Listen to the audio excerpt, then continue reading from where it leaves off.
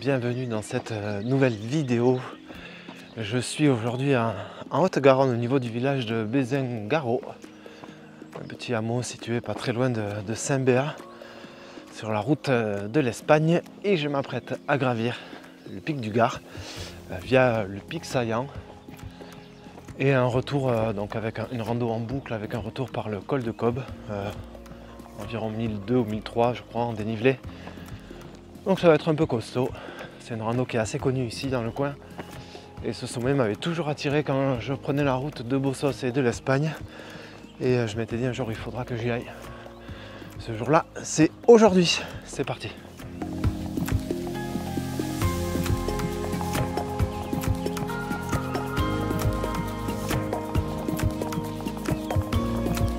Le sommet est assez connu, donc du coup, il y a 3 ans, ils ont pris un arrêté pour interdire les véhicules d'accès à la commune, dans le petit village. On ne peut pas se garer au village, il faut se garer un petit peu avant, et du coup ça rajoute 400-500 mètres de marche.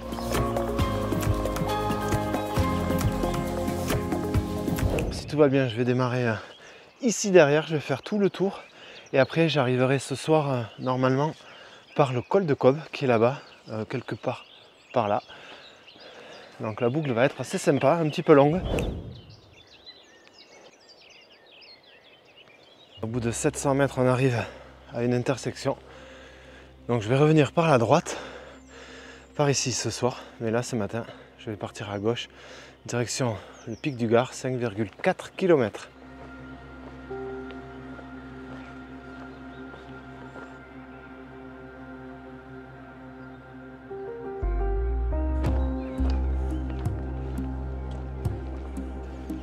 Là devant en premier plan, c'est le pic Saillant, c'est l'avant-sommet en fait du pic du Gard. Et sur les cartes IGN, il est encore nommé pic du Gard, alors que le pic du Gard il est juste derrière, un petit peu plus loin à l'est, mais pas grand chose puisqu'il est juste là. Waouh! Après 1,7 km à peu près, on arrive à une deuxième même bifurcation. À gauche, on va au col de Maté, et à droite, on va monter au pic Saillant et au pic du Gard. Donc c'est par là que je vais.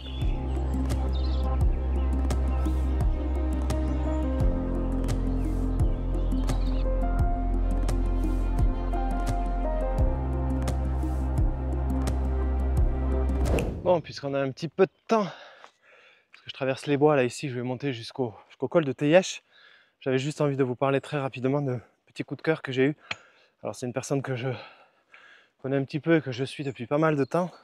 Il s'agit de Thibaut, alias Thibaut Rando. Donc sur les réseaux, il a une très belle chaîne YouTube où il partage beaucoup de randonnées, beaucoup dans le 64 puisqu'il est originaire de Pau, mais pas que, vous verrez.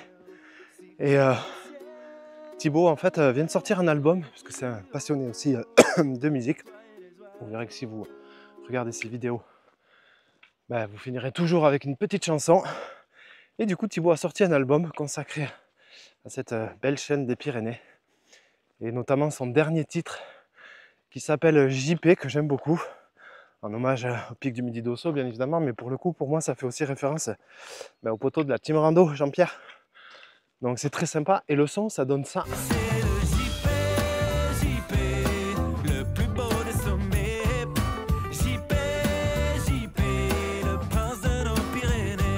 Voilà, donc si vous avez envie d'aller écouter sa musique, de suivre ses vidéos ou même de vous faire accompagner, parce que Thibaut est accompagnateur en montagne, n'hésitez pas à aller checker sur ses réseaux, vous aurez toutes les infos.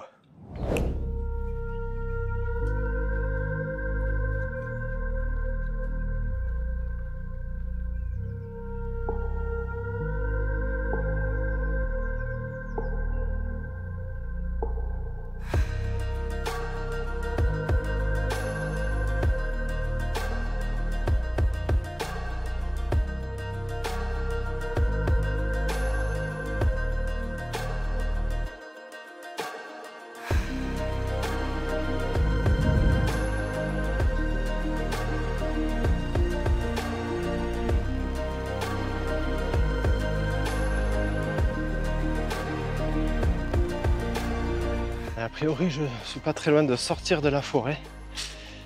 Je suis au pied des parois là, qui me font penser en plus aux Dolomites. C'est sublime. Je sens que je vais me régaler.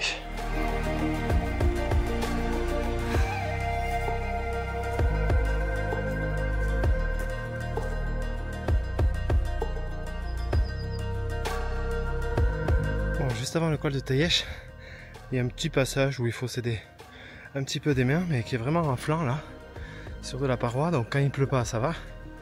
Quand c'est humide, ça va être bien plus compliqué.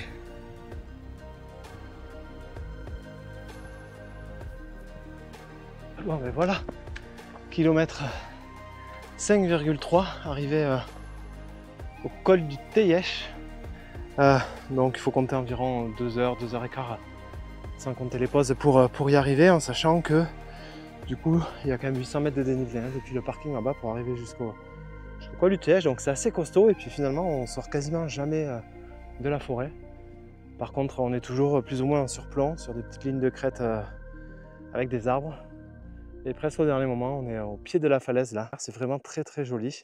Un petit peu technique sur la fin, enfin, sensiblement technique. Il ne faut pas que ce soit humide parce que ça pourrait devenir compliqué. Alors au col du Tayesh, j'ai rencontré Jean-Pierre qui est devant moi, qui avance, qui va monter mais pareil entre le pic Saillant et le pic du Gard. Et lui par contre il a une voile dans son dos. Et normalement il va décoller. Donc j'espère pouvoir vous montrer ça. Ils sont forcés Jean-Pierre.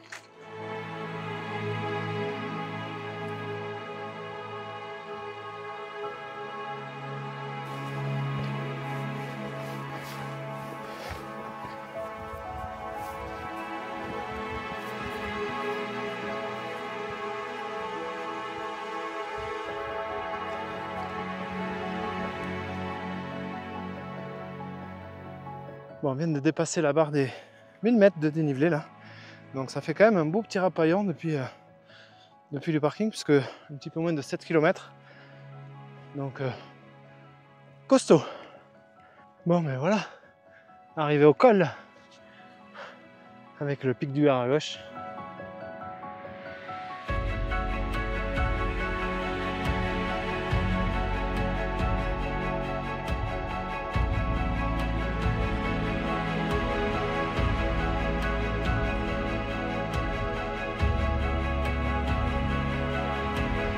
Allez, derniers mètres avant d'atteindre la croix du pic Saillant. 1700 et quelques mètres. Punaise, la terrasse du resto à midi, elle va être sympa.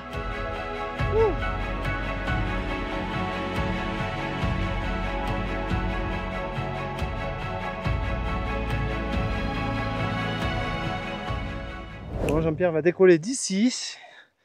Il va partir tout droit, plein sud, ici en bas. Combien ça pèse une voile, Jean-Pierre? Alors, celle-là, en fait, c'est une voile montagne qui est très très légère en fait. Elle pèse 2,5 kg. Ah oui. Donc c'est vraiment, c'est léger quoi. C'est un tissu hyper léger. Les suspentes sont très fines. C'est étudié pour. Et c'est tout aussi sécurisé? Ah oui, en termes de rupture structurelle, très bon, c'est plus léger donc forcément. D'accord. Faut être précautionneux sur le tissu. Donc là, c'est vraiment le plus léger possible. Ouais, il va s'éclater là. Et je pense qu'il va bien en profiter. Et puis pour le coup, il va arriver en bas très vite. Moi, je vais mettre du temps, mais lui, il sera en bas déjà depuis longtemps.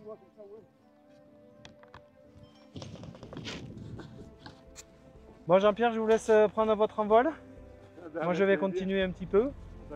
Et content de vous avoir croisé. Bonne balade, ouais. Ouais, bon vol, soyez prudents. Et puis, un de ces quatre. Un de ces quatre, ouais.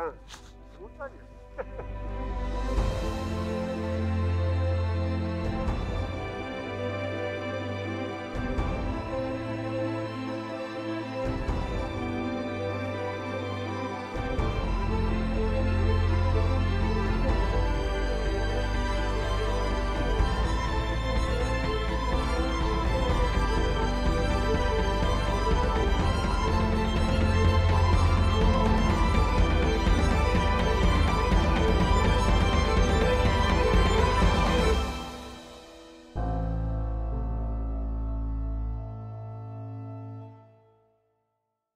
Kilomètre 7, à peu de choses près.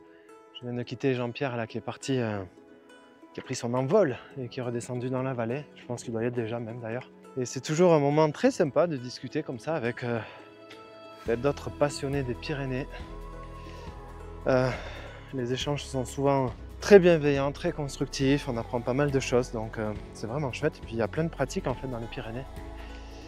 Et c'est ça, cette diversité-là qui est vraiment, qui m'attire aussi, tout simplement, à venir ici dans les Pyrénées. Donc maintenant je vais monter, après avoir été faire un petit tour au pic Saillant, et ça croît, je vais monter au pic du Gard. Il va y avoir à peine 50 mètres de dénivelé, pas beaucoup. Dans un petit quart d'heure, j'y serai.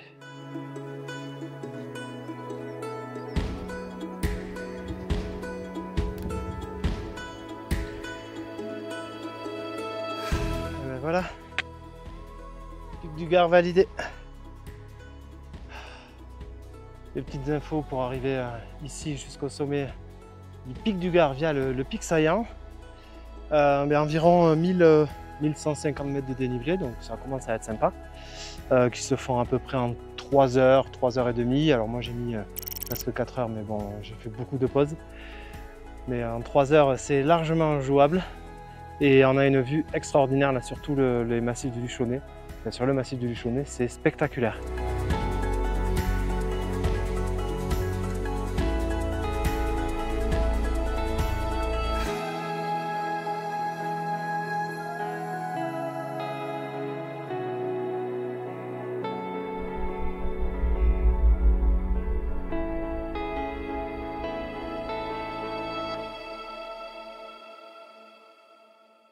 Allez, 1h30 passée au sommet, il est temps de redescendre tout doucement. Ce qui était chouette, c'est que j'étais vraiment tout seul là-haut. Alors le parcours est en boucle, donc il va falloir que je descende un peu avant de remonter, puis redescendre, puis remonter, pour arriver jusqu'au col, et après descendre à travers bois jusqu'au parking où je suis garé. Donc je pense qu'il me reste encore pas mal de kilomètres à parcourir. Mais bon, j'ai toute l'après-midi devant moi, donc c'est parfait.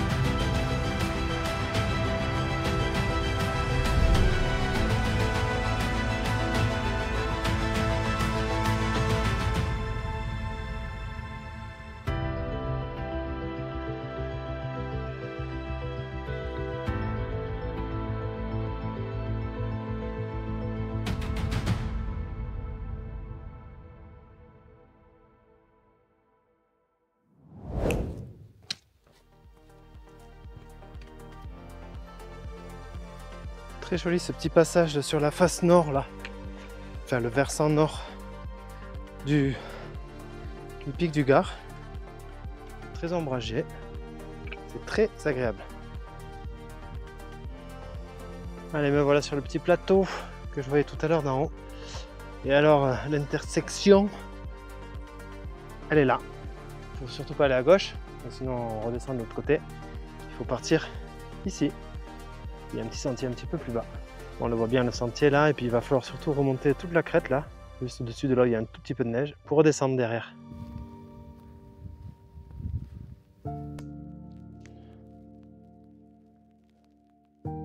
Kilomètre 10,3, je suis ici au col de Cobe, ou Kobe, je ne sais pas comment on le prononce. Il me semble que c'est quand même col de Cobe. Je vais continuer un petit peu à descendre puisqu'il y a une cabane et je suis à court d'eau. Alors j'espère qu'il y a une petite source qui coule pas très loin de la cabane. Bon, la descente par le col de Cobe, elle est un peu longue. Vraiment à refaire, je pense que je la referai pas. Je ferai juste l'aller-retour au pic du Gard. Si j'avais à y revenir un jour, je passerai pas par là. Puis je me suis fait avoir aussi, j'avais vu quelques points d'eau là qui étaient disponibles plus ou moins sur le sentier. Et je pensais qu'avec la fonte, alors il y avait un tout petit peu de neige en haut, mais bon, bref, qu'avec la fonte il y aurait eu un peu d'eau, en fait il n'y a rien du tout. Et du coup la descente est un peu éprouvante, pour pas dire beaucoup.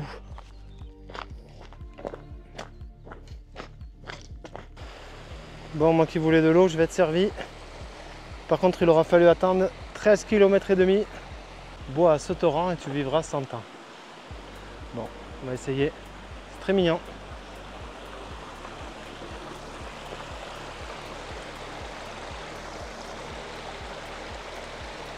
il aura fallu attendre 14 km.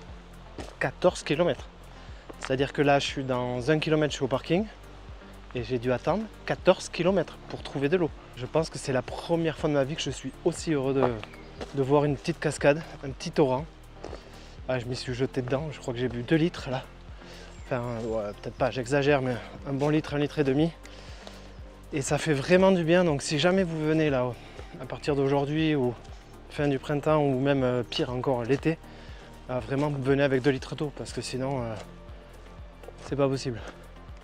Ou alors venez le lendemain d'un gros orage et là vous aurez de l'eau. Et voilà, la boucle est bouclée. C'est ici ce matin que je suis parti sur la gauche pour monter jusqu'au pic du Gard. Et là j'arrive par la droite, donc c'est une belle boucle. Au total on va être à une quinzaine de kilomètres, à 1200 de dénivelé, donc c'est assez costaud quand même. Il y a un tout petit passage qui est un tout petit peu technique où il faut mettre les mains. Mais à part ça, c'est vraiment une très belle rando. Si j'ai un conseil à vous donner, la boucle n'est pas forcément indispensable. Vous pouvez très bien faire l'aller-retour au pic du Gard et redescendre par le même itinéraire. Mais bon, si vous êtes motivé et que vous voulez faire la boucle, il n'y a pas de souci, ça passe très facilement. Comme d'habitude, maintenant vous le savez, je vais vous mettre dans la description le lien qui va vous mener vers le topo et vous pourrez du coup télécharger la trace, voir les photos, etc. Bref, vous aurez toutes les infos à votre disposition. J'espère que cet épisode vous a plu. J'espère que ça vous a donné envie de venir ici. Donc n'hésitez pas à le dire dans les commentaires. Et je vous dis à très vite pour une nouvelle rando. Salut!